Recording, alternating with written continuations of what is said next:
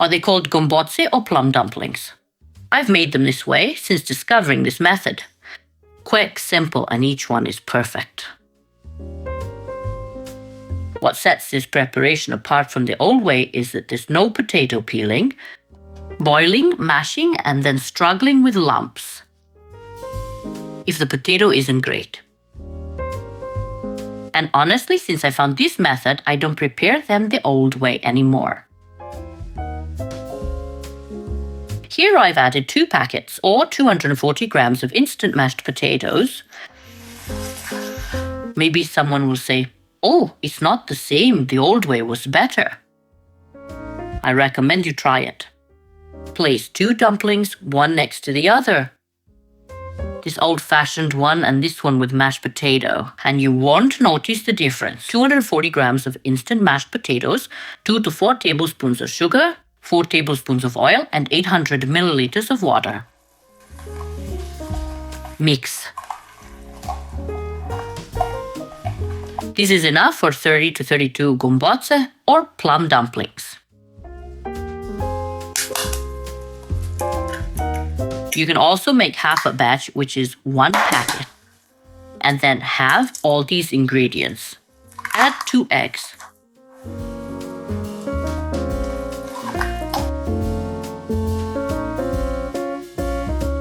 Set aside to rest while you prepare the plums.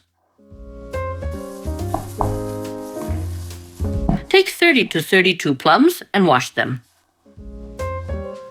Open each plum one by one. Be careful to keep them whole like this.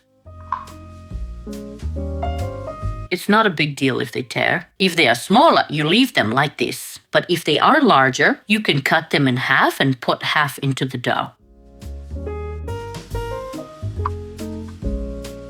When arranging them in the bowl, place them open. After arranging the first layer like this, sprinkle with a little sugar or vanilla sugar, your choice. Then sprinkle with a little cinnamon. Cinnamon is optional. Sprinkle if you like it, or if you prefer just the plums, that true flavor, leave it as it was with just sugar. I'll continue and arrange the second layer on top. To ensure the plums open nicely like this and stay in this shape, choose firmer ones, of course. If they are a bit softer, this part will be a little harder, but you'll manage. Did you know that in the traditional recipe, when you cut the plums, or rather, when you put them into the dough, what did our grandmothers do? They would take 1 plum at a time, put a sugar cube in the middle, close it like this, and then fill them. Some still do it that way. Now we're moving to these easier methods, just sugaring from the top. I've taken 32 plums. If you clean and sugar a few more, you'll eat them later. A little more. Sprinkle with 2 to 3 tablespoons of sugar. That's it. I'll let the plums rest while I knead the dough. This is what the first part looks like after resting. Now I'll scrape off the excess with a spoon. And here I have 400 grams of all-purpose flour. Add all the flour, spread it out a bit, and start kneading slowly. The easiest way is to rotate the bowl in a circle and slowly work your hand deeper towards the center from the edge.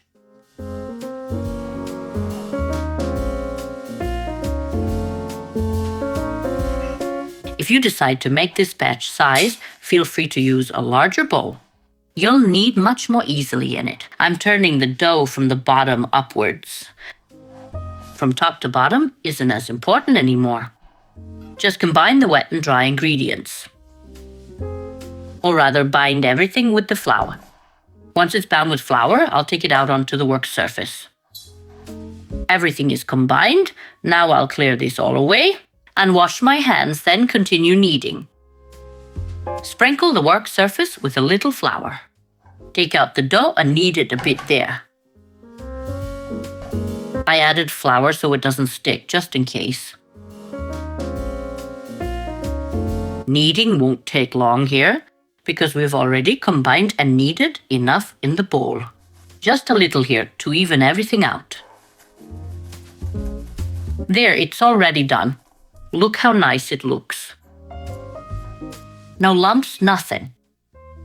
Pure bliss. And now I'll divide the dough into 2 parts. I do it this way because it's easier for me to divide the dough into equal parts. Approximately equal. From the first part, I'll make a log. Make sure it's even on all sides. And if it's a bit thicker somewhere, you can leave it like that. Now I'll divide it into 16. 2, 4, and now each into 4. And that's it. I'll move this a bit so I can knead the other part too.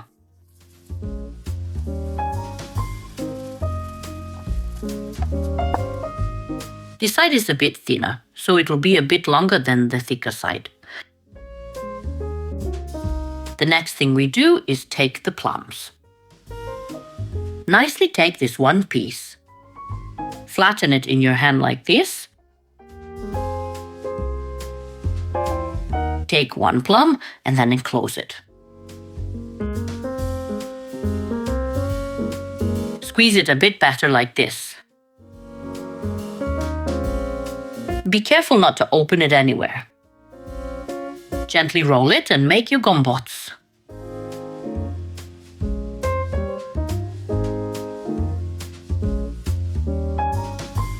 Be careful to close it well,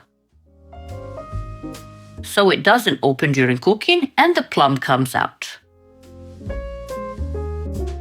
It all gets packed up when rolled in breadcrumbs, plums and bits that fell apart. It all turns out fantastic. So don't worry too much if a dumpling opens.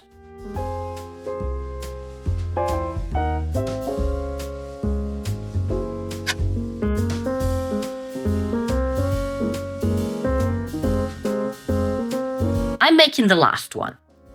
I flatten the edges more than the center. When I flatten the center too much, it tends to tear on the other side. And that's it, this part is done. Wash your hands. Yes, I dipped it in a little flour so it wouldn't stick to the table. I sprinkled the tray with flour and now I'm transferring the dumplings to the tray, so I can take them to cook more easily. This is a 5-liter pot. Pour in 3 liters of water. Take it to the stove to boil. While waiting for water to boil, make the topping for the dumplings. I've added 100 milliliters of oil and am waiting for it to heat up. When the oil is hot, add 300 grams of breadcrumbs. Be careful not to have the heat too high now, so the breadcrumbs don't burn. We'll fry them for a few minutes over medium heat. It should be crumbly like damp sand.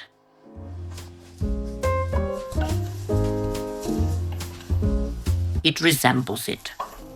Since it's medium heat, I'll leave it for a bit and then stir. The pot is slipping away. How do you know the breadcrumbs are toasted? You'll smell a fine aroma of toasted bread. After a few minutes, when you've smelled the aroma of baked bread long enough, and everything looks like this, the breadcrumbs are toasted. I've added 100 milliliters of oil and 300 grams of breadcrumbs. Add 250 grams of sugar. Turn off the heat and the topping is ready. Mix everything well and combine. And we'll roll our dumplings in this. This is what the topping should look like. When the water starts to simmer gently, slowly lower the dumplings. If you have a smaller pot, cook in 2 batches. Reduce the heat to medium so they don't all jump out. And wait for the dumplings to rise to the surface. Will they fit? One more. Barely. Before it starts boiling more vigorously, gently go down to the bottom with a spoon to move the dumplings a bit so none stick to the bottom. It's best if everything simmers gently like this. Then you'll be sure the gombots are cooked. And now we wait for the first ones to float to the surface. If you see them like this, they haven't floated yet. Now just stand and watch them pop out. And be careful, of course, that it doesn't boil over. If you're afraid it will boil over, that you have too much water, do this. Remove some water. Now, I'll go along the bottom with the spoon again to see if any have stuck. They shouldn't, but it can happen if a plum leaks out. Now they've all floated to the top and everything is simmering gently. It should simmer for 5 minutes. After 5 minutes, they're done. 5 minutes have passed and now I'll turn off the heat. If you're unsure if they're cooked, feel free to leave them for another 2 to 3 minutes. And now we'll take them out. Prepare a rack in advance, whatever you have. Look how wonderful they are. They haven't burst. There are even no potato lumps. Nothing, pure bliss. I don't roll them in breadcrumbs immediately. I let them drain a bit. When they've cooled slightly and drained a bit, you can roll them in breadcrumbs.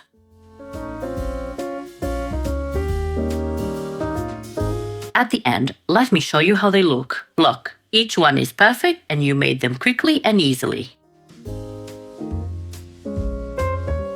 Are they gombozze or plum dumplings? Plum, plum, plum, plum, plum.